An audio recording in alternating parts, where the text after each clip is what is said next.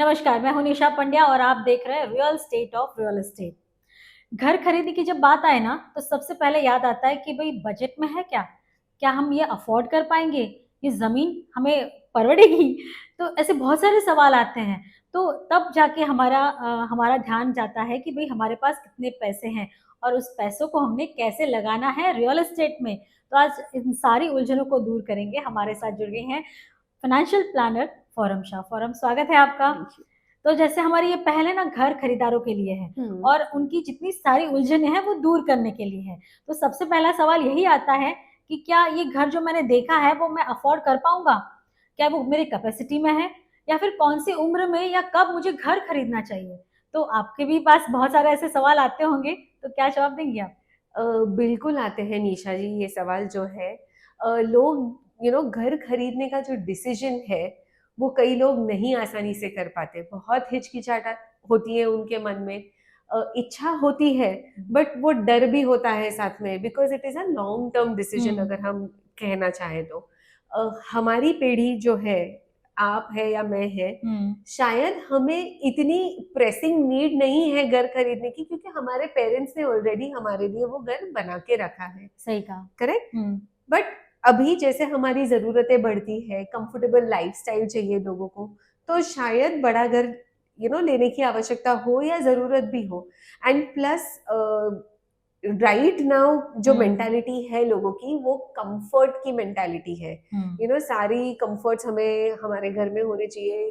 थक के काम करके जब हम लौटते हैं, वो एक सुकून भरा कोना जो हम कहते हैं वो हमारे पास होना चाहिए। हम्म। तो डेफिनेटली घर तो होना चाहिए। एंड मेरे जो करियर में मैंने देखा है, लोग जो डिसीजन होता है हम्म। देखेंगे, बट डिसीजन लेने से बहुत ही कतराते हैं घर हम्म। खरीदने। बहुत सवाल आते हैं उनके मन में कि अभी मेरी परिस्थिति ये है, आगे के 10 साल में ईएमआई भर पाऊंगा या नहीं, hmm. What will be the situation बाद में, ये घर मुझे इतना इनफ होगा या नहीं होगा। हम्म। या दूसरे तरीके के लोग भी आते हैं कि काश हमने जब घर लिया तभी पहल करके थोड़ा खींचातानी करके थोड़ा और 2 BHK की जगह पे 3 BHK ले लिया होता तो आसान होता। तो हम्म। ये सारे सवाल या ये सारे क्वेश्चंस आते हैं लोगों के मन में। तो एक हमें ध्यान में रखना चाहिए जब हम घर खरीदते हैं ना, it is not just a financial decision. Hmm. Okay, finances तो बहुत ही इन्वॉल्व होते हैं बिकॉज हमें पैसे भरने हैं उस चीज के लिए। But hmm. It is not a financial decision only. It has a lot of sentiments and emotions attached to it. हमारा वो घर से नाता जुड़ जाता है। बहुत सही कहा। तो जिस जगह पे हमें घर खरीदना है वो आइडेंटिफाई कीजिए। वेदर 10 साल के बाद, 15 साल के बाद मुझे यहाँ रहना पसंद होगा या नहीं होगा, हम्म। कंफर्टेबल होंगे या नहीं। जब हम हमारी फैमिली में चेंजेस आएंगे, if there are marriages, if there are future kids coming in, will they be safe in that vicinity और नो, ये सारी चीजें हम सोच के एक घर में निवेश कर सकते हैं ना। अभी there are 2 things to it. कई लोग ऐसे भी होते हैं, रहने के लिए घर है मगर मुझे इन्वेस्टमेंट के लिए भी एक और घर राइट। खरीदना है, राइट। राइट। हम्म। तो सी, जब हम खुद रहने वाला घर खरीदते हैं तो वो हमें एक कंफर्ट, एक सुकून दे, वैसी जगह होनी चाहिए। इन्वेस्टमेंट्स के लिए आप अलग तरीके से सोचेंगे बिकॉज वहां पे आप मुनाफा भी देख सकते हैं। हम्म। बट जहाँ जिस घर पे हम रह रहे हैं वहां पे डेफिनेटली मुनाफा should not be a consideration. Right. तो आज की जो हमारी परिस्थिति है या आज की जो हमारी इनकम है, सिर्फ उस पर डिसाइड मत कीजिए कि हमें कितना घर खरीदना है, कैसा घर खरीदना है, बिकॉज ये जो हमारी भी परिस्थिति है ना वो सेम नहीं रहेगी। बहुत सही बात कही। राइट, हमारी सैलरी में भी चेंजेस आएंगे, हमारे हम्म। लाइफ में भी चेंजेस आएंगे। हम्म। तो फिर आज से 10 साल के बाद ये रिग्रेट नहीं होना चाहिए मन में कि तभी काश मैंने तभी कर लिया होता। हम्म। यू नो सो या फिर मैंने ऐसा क्यों किया? ये भी करेक्ट, बहुत बड़ा सवाल आता है। करेक्ट, ऐसे भी हो सकता है। कई केसेस में हमने देखा है, एक किस्सा मैं बताना चाहती हूँ। हम्म। ये कुछ 8-10 साल पहले की बात है, और may be even more than that. हमारी एक क्लाइंट थी, सिंगल, तभी काफी, I think she must be in her late 20s और early 30s at that point in hmm. Time. तो उनके फैमिली में किसी लड़की ने घर नहीं खरीदा था। हम्म। ओके, जो था पेरेंट्स का घर था, वहां पे रह रहे थे। We had to literally push her and make her cry to make that decision कि no, you are putting that money and buying a house. Hmm. Okay, जब वो घर उन्होंने खरीदा, वो घर बन गया उनका, उनकी मम्मी का हमें खत आया कि ये आपने जो जबरदस्ती से मेरी बेटी को घर दिलवाया है वो बहुत ही अच्छा काम किया है। आज तक हमारी फैमिली में किसी ने ऐसा एक लड़की ने घर नहीं खरीदा है, तो it has been a very a matter of pride for us. And वो बेटी जो है right now she is mentally so comfortable कि हाँ भाई, टू फॉल बैक अपॉन, मेरे पास एक घर है। ओके, भले she is not staying there right now for work purposes, she is living in another country, but she knows for a fact that वो घर है मेरे पास। तो घर लेते वक्त प्लीज ये मत सोचिए कि इसमें मुझे मुनाफा होगा या नहीं होगा। हमें उस घर में रहना है, वो घर हमें सुकून देगा। थोड़ा स्ट्रेच करना पड़े खुद को तो कीजिए, but please make that decision. And if you need a house to stay, go ahead and buy a house. तो सेंस ऑफ सिक्योरिटी कह सकते हैं और सेंटिमेंटल वैल्यू भी जुड़ी रहती बिल्कुल है। बिल्कुल, जो रहने वाला घर है उसमें सिर्फ मनी नहीं, इमोशंस ज्यादा प्ले करते हैं। लेकिन अगर समझो मेरी आज सैलरी एक्स अमाउंट है, हम्म, आज से 10 साल में शायद बढ़ भी सकती है, बिल्कुल। या कोई क्राइसिस आ जाए तो जा भी सकती है। तो कैसे आकलन निकाला जाए कि भाई ये घर मेरी कैपेसिटी में है, या मैं खरीद पाऊंगा या खरीद पाऊंगी? कैसे आकलन आप उनके कैलकुलेशन देते हैं? सी, एक फर्म कैलकुलेशन देना तो थोड़ा डिफिकल्ट हाँ, हो वो सकता है। सबके सैलरी के हिसाब करेक्ट, से होगा, लेकिन यस। अप्रोक्सीमेटली कैसे होता है? देखिए, अगर आप घर खरीदना चाहते हैं हम्म, तो जो हमारी जमा पूंजी है उससे हम डाउन पेमेंट कर सकते हैं। हम्म, ठीक है। यदि जमा पूंजी नहीं है तो we can find out ways and means, मतलब फैमिली के पास से हम लोन ले सकते हैं। बैंक्स तो हमें पूरा लोन देती नहीं है, अप टू अ मतलब सर्टेन अगर वैल्यू। आपको लोन लेनी है, लोन से घर ज्यादातर लोग लेते हैं, 90% लोग लोन करेक्ट, से घर लेते हैं, तो उसके लिए आपको 20% आपको अपने आप से पैसे लगाने होंगे, और 80 मैक्सिमम 80% आपको बैंक लोन दे सकते हैं, बिल्कुल, राइट? हाँ। राइट। सो जब ये बैंक लोन देती है हमें, तो ये बैंक हमारी जो प्रेजेंट सिचुएशन है वो देखती है, हम्म, हमारा पास्ट रिकॉर्ड्स क्या रहा है, हमारा हम्म, सिबिल स्कोर क्या रहा है वो हम्म, देखती है, और उसके हिसाब से वो एक कैपेसिटी तय करती है कि इन्हें हम इतना लोन दे सकते हैं। ओके, सो ये आप जांच करवाइए आपको कितना लोन मिल सकता है। ये लोन आपको जितना मिलेगा उसके बेसिस पे से आप डिसाइड कीजिए कि आप इतना घर खरीद सकते हैं या नहीं खरीद सकते। एंड जैसे आपने बताया, सैलरी अभी इतनी है, फ्यूचर में जाके शायद इतनी ना भी रहे। बढ़ आई मीन हम तो अच्छा ही सोचेंगे कि सही बात है। बढ़ेगी ही, बट कोई क्राइसिस सिचुएशन आ जाती है तो हम्म, तब का तब सोच लीजिए। Why take tension right now, why hmm, worry right now, hmm, and not take the decision of buying a house जो हमें 15-20 साल तक हम यूज करने वाले हैं। हम्म, तो ईएमआई जो है वो डेफिनेटली बैंक्स जब आपको लोन देती है तो वो पहले ही वो चेक करेंगी कि आपके सैलरी के बेसिस पे से आप कितना ईएमआई अफोर्ड कर पाते हैं। सही बात है। राइट नाउ, अगर अभी आप घर खरीद रहे हैं एंड आप शादीशुदा हैं तो you can always think of entering into a loan with your partner. right. Right, अगर अगर दोनों काम करते हैं दोनों तो काम दोनों करते की हैं, इनकम के थ्रू। लेकिन अगर दूसरा स्पाउस यानी वाइफ हो या हस्बैंड हो, दोनों में से कोई एक लोन ले रहा है लेकिन दूसरा काम नहीं कर रहा है, तो क्या लोन मिल सकती है? जो वर्किंग ज्यादातर मेंबर है, फीमेल के लिए होता है कि गृहिणियां हैं और हस्बैंड लोन ले रहे हैं, तो जॉइंट लोन ले सकते हैं। हाँ जॉइंट लोन ले सकते हैं, उसमें कोई प्रॉब्लम नहीं है, मगर जो लोन की कैपेसिटी होगी, जो लोन की लिमिट होगी, वो फिर जो इनकम अर्निंग मेंबर है उसके हिसाब से डिसाइड और होती अगर है। दोनों कमा रहे हैं तो दोनों के हिसाब से होगी, बिल्कुल तो वो बिल्कुल, आपका दर्जा थोड़ा थोड़ा बढ़ सा जाता है। करेक्ट, यस, लिमिट बढ़ जाती है, जो सैंक्शनेबल अमाउंट होती है वो बढ़ जाती है। So this is what you should take care of. And जब हम घर खरीद रहे हैं तो ईएमआई भरने के लिए एक आप प्रोविजन भी बना के रखिए। राइट, जैसे आपने बताया कि अगर कोई क्राइसिस सिचुएशन आ जाती है तो हम एक इमरजेंसी फंड जिसे कहते हैं, वो हम साइड पे रख सकते हैं to pay this EMIs in case for a short term. मतलब आप जॉब चेंज कर रहे हो या आपको for whatever reason, like हमने कोविड के समय में देखा था कि लोगों को जॉब लॉस हुई है, तभी होम लोन भी थे, सैलरी भी कम हो गई थी।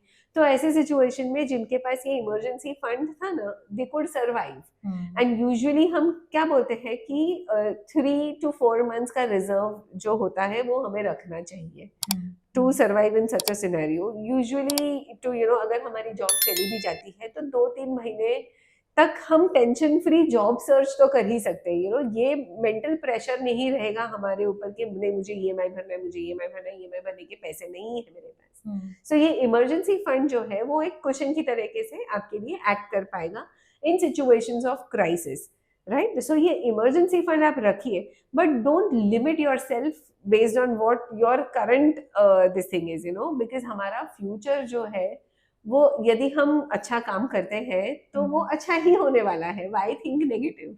नहीं, सही बात है, हमेशा सही सोचना चाहिए, पॉजिटिव बिल्कुल. थिंकिंग रखनी हाँ. चाहिए, लेकिन हाँ, एक बैक ऑफ द माइंड ये भी रखें कि कभी अगर जरूरत पड़ी तो हम ऐसे हमारे लोन भर सकते हैं. बिल्कुल बिल्कुल. यस. तो जब ये बात निकल रही है ना, तो जब हम लोन की बात करें तो जैसे हमने पहले कहा कि 20% का जो हिस्सा है, हाँ. डाउन पेमेंट जिसे हम कहते हैं, वो हमें ही करना पड़ता है. यस. उतना तो हमें हमारे पास कॉर्पस रखना पड़ता रखना है. पड़ता है. कई लोगों के पास वो कॉर्पस होता है, कई पेरेंट्स मदद कर देते हैं कभी वो बिल्कुल. कॉर्पस के लिए. कभी कभार लोग या तो गोल्ड लोन लेते हैं या तो पर्सनल लोन लेते हैं. क्या ये सही है? See, if buying a house is the utmost thing, मतलब एक ऐसे पानी नाक के ऊपर चला गया है ऐसे जब हम बोलते हैं तो ठीक है, but we would not advise to go in for that. आप फ्रेंड्स फैमिलीज वहां से पैसे लीजिए. Don't go in for a personal loan, because क्या होता है ना कि वो सिबिल स्कोर में भी बाद में आपको अफेक्ट करेगा, आपकी लोन रीपेमेंट की क्षमता में भी अफेक्ट करेगा. एंड देन सिचुएशन ऐसी हो सकती है कि आप डेट ट्रैप में फंस जाते हो, राइट. ये बहुत बार होता है. हाँ, हो जाता है. I mean it's sometimes situations are beyond your control. So इसलिए बेटर है कि आप थोड़ी कॉर्पस पहले जमा कीजिए. वो कॉर्पस जमा कीजिए so that at least you have some money to fall back upon. And you can always approach your friends and family. लेकिन gold loan, gold loan, if you have gold and against that you are taking a Yeah, loan, exactly. yes, हाँ. you can consider that option. because हमारे पास already asset है जिसको हमने गिरवी रखा है, but personal loan should be a little avoidable. yes. तो CIBIL score आपका सही होना जरूरी है. एक छोटे से इसमें आप समझा सके सिबिल स्कोर कैसे होता है? हाँ, सी देखिए, सिबिल स्कोर बेसिकली क्या होता है, हमारी क्रेडिट रीपेमेंट की जो कैपेसिटी है ना वो कैलकुलेट की जाती है. ओके. तो there are I think 4 companies in India right now who are doing this. हमारा पास्ट रिकॉर्ड चेक किया जाता है. यदि हमारे क्रेडिट कार्ड्स है तो वो क्रेडिट कार्ड्स की भुगतान हम समय पे कर रहे हैं या नहीं कर रहे हैं. हमने पास्ट में अगर कोई लोन लिया है तो उसे हमने समय पे भुगतान की है कि नहीं की है. ये सारी जो क्राइटेरिया है इसके बेसिस पे से एक स्कोर डिसाइड होता है. मतलब एक रेंज होती है जहां हम कहते हैं ना, जब भी मान लीजिए हम पैथोलॉजिकल टेस्ट करवाते हैं, ब्लड टेस्ट करवाते हैं, राइट. तो यहाँ से यहाँ ये बॉर्डर लाइन सिचुएशन है, ये सेफ सिचुएशन है, ऐसे हमें बताते हैं, राइट. तो सिबिल स्कोर भी, CIBIL is a company actually. Real term should be a credit score. Credit score जैसे मगर जैसे जेरोक्स है या कोलगेट है जो कंपनी के प्रोडक्ट या नाम से ही प्रचलित हो गए हैं, वैसे ही ये सिबिल स्कोर का भी है. But it is in real terms your credit score.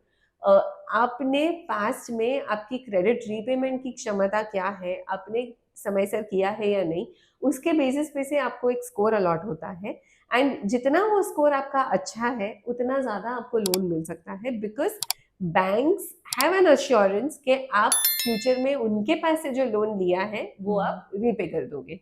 तो एक विश्वास है. विश्वास के नाम पे एक स्कोर है कि भाई अगर आपने अभी तक कोई क्रेडिट कार्ड लिया हो उसका भुगतान टाइम से कर रहे हैं कि नहीं, या कोई लोन लिया हो उसको आपने चुका दिया है कि नहीं, ये इसके मद्देनजर ये स्कोर बनता है. और तब जाके आपको स्कोर के आधार पे आपकी कैपेसिटी लोन आपको मिलती है. बैंक तय करता है कि कितना देना है, राइट. जब हम इसकी बात कर रहे हैं कि हम पैसे कैसे जुटाएं, तो एक अभी जो ट्रेंड दिख रहा है मुझे, बहुत ट्रेंड कॉमन बनता जा रहा है. लोग रेंट पे रह रहे हैं और सामने वो म्यूचुअल फंड में पैसे जमा कर रहे हैं, मतलब वहां पे अपना कॉर्पस क्रिएट कर रहे हैं. उनका ये कहना है, वो थोड़ा सेंटिमेंटल वैल्यू को ना देखते हुए प्रैक्टिकल वैल्यू अप्रोच कर रहे हैं कि मैं पहले पैसे जमा कर लूं, फिर तय करूं मुझे कहाँ घर लेना है, और मुझे सबसे ज्यादा रिटर्न ना कि जमीन में लेकिन मुझे म्यूचुअल फंड में मिलेगा. ये अप्रोच कैसा है? इसकी 2 राय हो सकती है.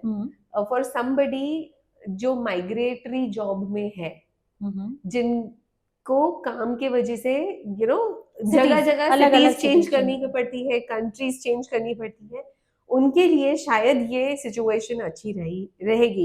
यूके आप रेंट पे रहो because you are on a contract basis and you have to keep on shifting, so एक बेस बनाना खुद का डिफिकल्ट हो जाता है। दूसरी सिचुएशन इसमें ऐसी है कि यदि हमें मालूम है कि हम एक कोई पर्टिकुलर सिटी में ही रहने वाले हैं, तो why not buy a house. Initially of course आपका जो डाउन पेमेंट का कॉर्पस कलेक्ट करने के लिए आप बेझिझक इन्वेस्ट कीजिए एंड वो जमा कीजिए, but buying a house is like I said it's not a financial decision. अगर आप खुद वो घर में रहने वाले हैं तो it is definitely a sentimental decision. And जैसे कि हम जानते हैं ये अभी जब हम यंग होते हैं ना, young generation when we are young, ये हमें तभी नहीं रियलाइज होता है, बहुत सही बात कही। but when we are nearing retirement and or when we are of that age, it is so difficult to shift houses every 11 months or every 3 years or every 5 years depending on what the rentals are, agreement are, leave and license agreements are. तो आप please future को ध्यान में रखिए। And ये हम ऐसे नहीं कहेंगे कि आप महानगरों में ही रहिए, राइट? किसी everybody wants a comfortable life, तो आप जब तक वर्किंग है, आपको जॉब के लिए माइग्रेट करना पड़ता है, अलग अलग सिटीज में जाना पड़ता है, आप सोचिए, गिव इट अ थॉट कि आपको कहाँ रहना पसंद करेंगे आप।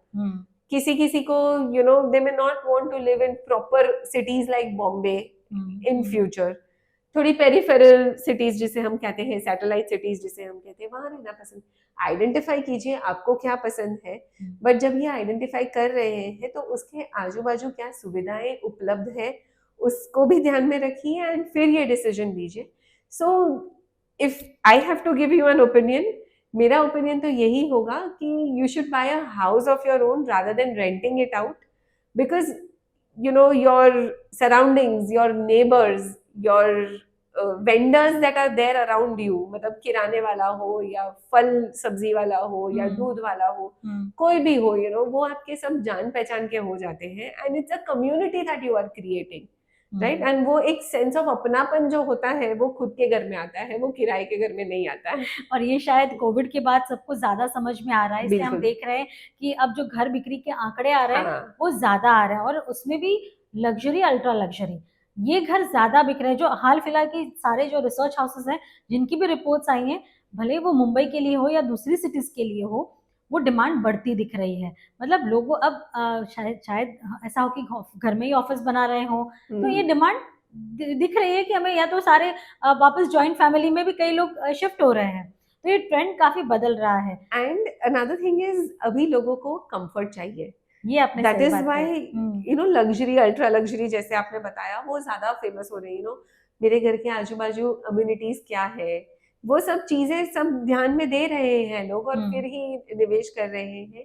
एंड अनदर थिंग, ये कोविड का जो आपने जिक्र किया, और उसके बाद जो हम अपवर्ड ट्रेंड दिख रहे हैं, कुड बी अ रीजन कि कोविड के वक्त ना कई लोग ऐसे भी थे जिन्होंने काफी पैसे बचाए हैं, तो अभी एक कॉर्पस इकट्ठा हो गया है उनके पास, वो डाउन पेमेंट करने के लिए, इसके लिए वो शायद वो कदम ले पा रहे हैं, जिस वजह से ये खुद का स्पाइक। घर। तो आपका कहना है कि शायद ये आगे जाके ना भी दिखे, जो अभी ट्रेंड दिख रहा है वो शायद आगे जाके थोड़ा कम हो सकता है। ट्रेंड की बात भले ना करें, बट हम अभी के जनरेशन, अफोर्डेबिलिटी की बात करें, अफोर्डेबिलिटी, बिकॉज लोगों के पास पैसे जमा हुए हैं, इट्स अ राइट टाइम, और खुद का घर नहीं है, तो व्हाई नॉट, इसके लिए प्रोबेबली लोग तो जब हम खुद की घर की बात कर रहे हैं, और आपने पहले भी एक मेंशन किया कि लोग सेकंड होम भी लेते हैं, इन्वेस्टमेंट भी करते हैं, तो रेंट पे रह के, या फिर हमने सोचा कि कोई इन्वेस्ट, चलो अपना खुद का घर है और दूसरा हम घर एज ए इन्वेस्टमेंट ले रहे हैं, क्योंकि हम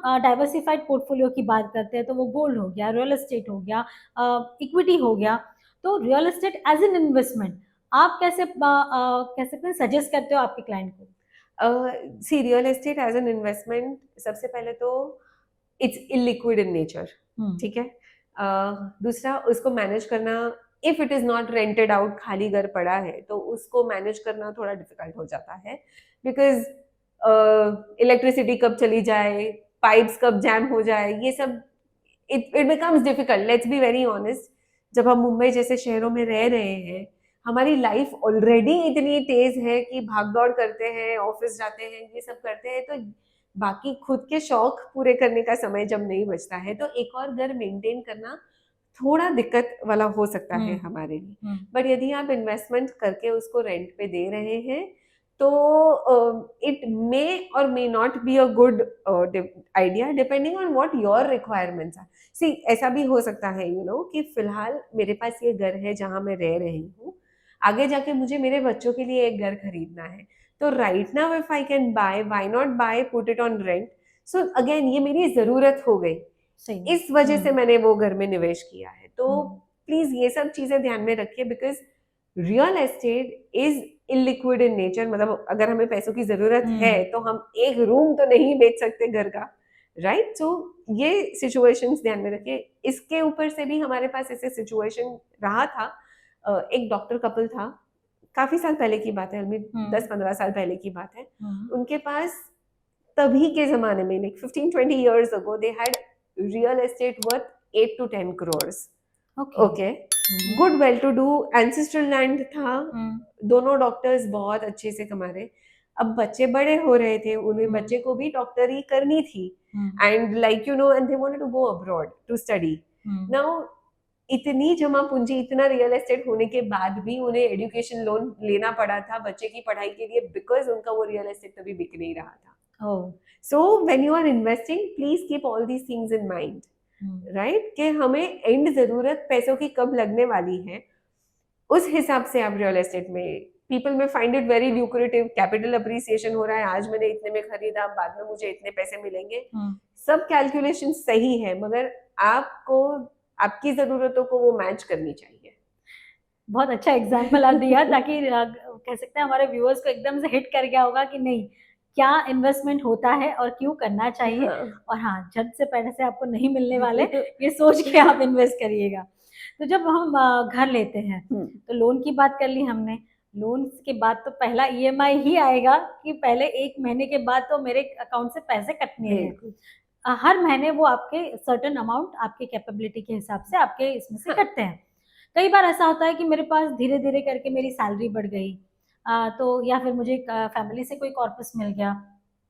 कोई बार लोग रीपेमेंट सोचते हैं, तो रीपेमेंट करना चाहिए या फिर उस कॉर्पस को अलग रख के जैसे हमारी ईएमआई चलती है वो चलते देना चाहिए। लॉजिकली देखने जाए तो if it's the house that you are staying in, आप जिस घर पे रह रहे हैं, जितना जल्दी आप डेट फ्री हो जाए उतना ज्यादा अच्छा है। तो यदि आपको बोनस मिला हो या फैमिली के पास से कोई कॉर्पस आया हो या कुछ भी मिला हो, सबसे पहला टारगेट हमारा यही होता है कि हम उसे लोन भी डेट फ्री, बिकॉज जिस घर में हम रह रहे हैं उस घर के ऊपर अगर लोन है तो कहीं ना कहीं, वेदर वी से इट और वी डोंट से इट, वो एक टेंशन होता ही है हमें। भले हमारा जॉब कितना ही कंफर्टेबल हो, हमें सैलरी समय से मिलती हो, बट वो एक लटकती तलवार जिसे हम कहते हैं वो हमारे सर पे रहती ही है कि मेरा घर जो है वो ईएमआई पे है। सो प्लीज जब भी बोनस वगैरह आता है तो पहले रीपेमेंट करने की सोचिए। हाँ, ऑफ कोर्स अगर कोई और जरूरतें हैं जिसके लिए आपको पैसे चाहिए तो उसके लिए आप यूज कर सकते हैं, बट या before investing try and become debt free. तो ईएमआई की बात आए तो कई बार ऐसा होता है ना कि इंटरेस्ट रेट जैसे चेंज होते हैं, हम जानते हैं कि आरबीआई इंटरेस्ट रेट में उतार चढ़ाव होता रहता है, तो वैसे में क्या तो कभी ईएमआई बढ़ जाती है या कभी इंटरेस्ट रेट कम हो तो क्या ईएमआई कम भी होती है, इसको कैसे मैनेज करें?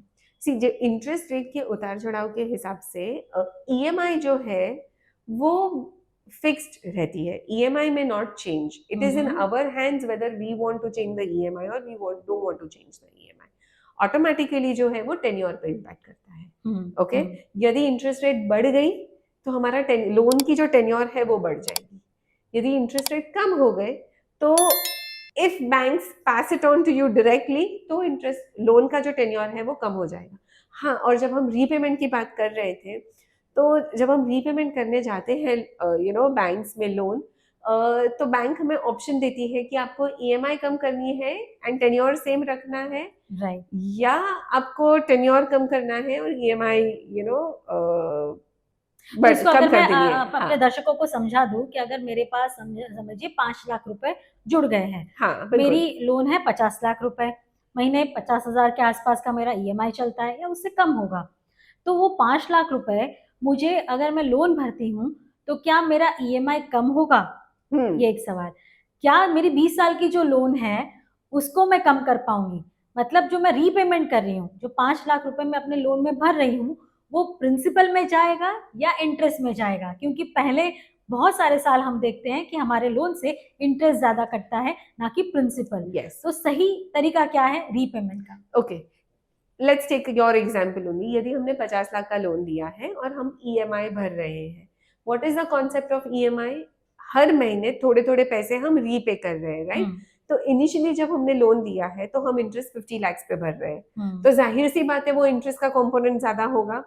फिर जैसे जैसे हम रीपे करते जाते हैं वैसे इंटरेस्ट कम होती जाती है, बिकॉज हम प्रिंसिपल रीपे कर रहे हैं, राइट? तो वही सही तरीका है प्रिंसिपल हाँ, रीपे करना। करेक्ट। तो ईएमआई में दो कंपोनेंट होते हैं। एक कंपोनेंट होता है जो प्रिंसिपल की तरफ जाता है और दूसरा कंपोनेंट जो होता है वो इंटरेस्ट की तरफ जाता है। एंड ये दोनों इनवर्सली रिलेटेड है विथ रिस्पेक्ट टू टाइम। जैसे जैसे टाइम बढ़ते जाता है लोन, मतलब राइट नाउ मंथ 0 या फर्स्ट मंथ में हमारी इंटरेस्ट ज्यादा रहेगी, 12th मंथ में हमारी प्रिंसिपल जो अमाउंट है वो बढ़ जाएगी, इंटरेस्ट थोड़ी कम हो जाएगी। एंड 10 साल के बाद हमारा मे बी प्रिंसिपल ज्यादा रहेगा और इंटरेस्ट कम हो जाएगी with in that EMI, right? Because हम धीरे धीरे करके वो प्रिंसिपल रीपे कर रहे हैं। तो जब आप बुलेट पेमेंट्स कर रहे हो, मान लीजिए ये 5 लाख जो आपने बताया, तो हमारा प्रिंसिपल जो है वो फटाक से कम हो जाता है। ओके, वो 50 लाख का लोन है एंड हमने 5 लाख रीपे कर दिए, तो हमारा जो लोन आउटस्टैंडिंग है वो फटाक से कम होकर 45 हो गया, बराबर। ओके। मान लीजिए कि हमने कोई प्रिंसिपल रीपेमेंट नहीं किया है, क्योंकि कैलकुलेशन सिंपल। अभी जबकि हमने ये 5 लाख सीधा रीपे कर दिया है, जो इंटरेस्ट कैलकुलेट होगा वो 45 लाख पे कैलकुलेट होगा, राइट? तो ईएमआई में इंटरेस्ट कम हो गया, माने हमारा प्रिंसिपल रीपेमेंट ज्यादा हो गया। तो बिकॉज हम प्रिंसिपल फटाफट रीपे कर रहे हैं, हमारे लोन की टेन्योर कम हो जाती है, ओके। सो इस वजह से जब हम बुलेट पेमेंट्स करते हैं, मान लीजिए ये 5 लाख या जितनी भी हमने जमा पूंजी कर ली हो वो पे करते हैं, तो हमें ये एम करना चाहिए कि हमारा टेन्योर कम हो जाए एंड हमारा ईएमआई सेम रहे, ताकि हमारा लोन और भी जल्दी खत्म हो जाएगा। मतलब अगर 20 साल की लोन है और अगर 50,000 मेरा ईएमआई है, तो मुझे 50,000 की रकम कम नहीं करनी है, 20 साल को मुझे 15 साल पे लेके आना है या उससे भी कम में लेके आना है। करेक्ट। तो भले ही वो, क्योंकि उतना हम अफोर्ड कर पा रहे हैं। यस, मतलब जब जितना भी, अब सपोज आपने 5 लाख पे कर दिया, तो जो भी टेन्योर, वो कैलकुलेशंस के हिसाब से जितना कम हो जाता है उतना ऑटोमेटिकली टेन्योर कम करवाइए, वो 50,000 की ईएमआई सेम रखवाइए। ये तो हमने एग्जांपल दिया 5 लाख का, लेकिन क्या हमारे पास 1, 2 या 3 ईएमआई इकट्ठा हो गई हैं, क्या उतना भी हम पे कर सकते हैं? बिल्कुल पे कर सकते हैं। अभी there are no restrictions in the amount that you can repay as bullet payments. Okay, there is absolutely no restriction on that. आप पे कर दीजिए एंड आपका टेन्योर कम हो जाएगा। तो सही तो तरीका यही है कि पहले आप अपनी लोन कम करवा दीजिए, क्योंकि घर ले रहे हैं, जितना घर डेट फ्री होगा उतना ही आपका माइंड भी क्लियर होगा, रिलैक्स होगा, और दूसरी तरफ आप ज्यादा अच्छे से प्रोडक्टिव काम कर पाएंगे। हाँ, और कई बार है ना, लोग हमें ये भी सवाल पूछते हैं कि अभी मेरी सैलरी बढ़ गई है, हाँ, तो मैं जो एडिशनल पैसे हैं वो निवेश करूं या होम लोन रीपे कर दूं? एग्जैक्टली। ऐसा भी होता है, लोगों के मन में सवाल आते हैं ये सवाल। तो हमारा सुझाव ये रहेगा कि सैलरी बढ़ी है, अब ईएमआई अगर कांस्टेंट रखना चाहते हो तो ईएमआई कांस्टेंट रखिए। जितनी भी सैलरी में इंक्रीमेंट हुई है 3-4 महीने इकट्ठा कीजिए, बुलेट रीपेमेंट्स कर दीजिए। एंड यदि आपको चाहिए आप ईएमआई बढ़ा सकते हो, if you are very comfortable के जो इंक्रीमेंट हुआ है वो मैं लोन रीपेमेंट में डाल सकती हूँ, तो आप ईएमआई भी बढ़ा दीजिए, तो उतना आपका लोन फटाफट रीपे हो जाएगा। अच्छा, तो ऐसे भी हो सकता है कि हम ईएमआई की अमाउंट भी बढ़ा सकते हैं। यस, बिल्कुल। और समझो जैसे हमने पहले बात की, ना करे नारायण कोई प्रॉब्लम आ गई, तो इसको कैसे टैकल करें? क्या हमें बैंक कोई पोर्शन या समय देता है कि हमने एक ईएमआई नहीं भरी है, या हम शायद 1-2 ईएमआई मिस कर चुके हैं, तो क्या हमारी लोन पे इम्पैक्ट पड़ता है? बिल्कुल पड़ता है, हमारे लोन पे इम्पैक्ट पड़ेगा। अगर हम ईएमआई नहीं भरेंगे तो हमारा टेन्योर बढ़ते जाएगा, बिकॉज इंटरेस्ट जो है वो कंपाउंड होते जाता है, राइट? बिकॉज आप प्रिंसिपल रीपे नहीं कर रहे हो, तो जाहिर सी बात है कि इतना इंटरेस्ट आपके लोन पे चढ़ते जाएगा, तो यू विल हैव टू पे मोर, यानी आइदर यू पे मोर या टेन्योर बढ़ जाएगा, राइट? सो ऐसी सिचुएशन में, जैसे हमने पहले बताया कि कोई महीने ऐसे हो सकते हैं जहाँ पे कोई क्राइसिस सिचुएशन आ गई, वैसे के लिए हम एक इमरजेंसी फंड जो रखते हैं वो यूज कीजिए ईएमआई पे करने के लिए। ईएमआई जितना हो सके उतना मिस मत कीजिए। एंड अगर कोई अनटूवर्ड इंसिडेंट हुआ जिस वजह से आपकी सैलरी कम हो जाती है या ऐसे कुछ है, तो approach your bank rather than not paying, reduce the EMI and increase the tenure, ताकि जब थोड़ा भी आप जमा कर लो तो जो भी फ्यूचर में ये सिचुएशन बदल सकती है, तो तभी जाके हम ईएमआई रिवाइज भी करवा सकते हैं। So you can do this, both these options are available. तो मेरे ख्याल से आज के लिए इतना टॉकिंग पॉइंट्स बहुत ज़्यादा है, क्योंकि लोग को समझ में आ गया कि घर क्यों खरीदना चाहिए, उसके लिए फाइनेंशियल प्लानिंग कैसे करनी चाहिए, इक्विटी इन्वेस्टमेंट डिफरेंट पर्पस है, गोल्ड अलग है और रियल एस्टेट अलग है। आपकी ज़रूरत के हिसाब से आप इन्वेस्ट कर सकते हैं, लेकिन घर से जुड़ी सेंटिमेंटल वैल्यू कोई कम नहीं कर सकता। तो घर लेना तो ज़रूरी ही है, लेकिन हाँ, वो एक आप एक निवेश भी समझ सकते हैं। और लेकिन आज मुझे लगता है कि उसमें निवेश कैसे करें और पैसे कैसे बचाएं, वो भी हमने बहुत कुछ जान लिया है। फॉरम बहुत बहुत शुक्रिया इन सारी कह सकते हैं उलझनों को थोड़ा बहुत सुलझाने के लिए। और मेरे ख्याल से दर्शकों को अगर आपको और भी कोई सवाल है इससे रिलेटेड, आप हमें ईमेल करिए, आप हमें कमेंट्स में लिख के भेजिए, हम ज़रूर इस सवालों के जवाब लेके आएंगे आपके लिए। थैंक यू सो मच फॉरम हमसे इस चर्चा में जुड़ने के लिए। Most welcome. Thank you. Real estate industry से जुड़े न्यूज, व्यूज और इंटरव्यूज के लिए जुड़े रहिए real estate of real estate के साथ। Do like, share and subscribe.